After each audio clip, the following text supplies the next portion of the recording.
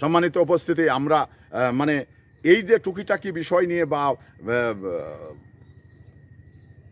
যে কোনো বিষয় নিয়ে আমাদের ভিতরে সমস্যা, বিবাদ সৃষ্টি হয়। তো এই বিবাদটা আসলে মানে শান্তি রক্ষা, শান্তির ক্ষেত্রে অশান্তি সৃষ্টি করে। এতে করে জনজীবন মানে উদ্বেগ উৎকণ্ঠাতে দিন যাপন করে। তো এগুলো আপনি চেষ্টা করবেন অশান্তি এড়িয়ে, মানে অস্বস্তি এড়িয়ে মানে শান্তির জায়গায় কাজ করা এবং শান্তি প্রতিষ্ঠা করা, এটা আমার আপনার দায়িত্ব।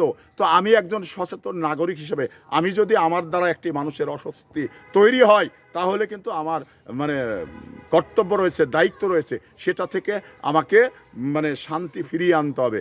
এটা আমি একজন সচেতন মানুষ হিসাবে আমি যদি মানে আল্লাহর নির্দেশ মেনে চলি, তাহলে আমার দ্বারাই কারো ক্ষতি হোক এটা কখনো চাওয়া যাবে না।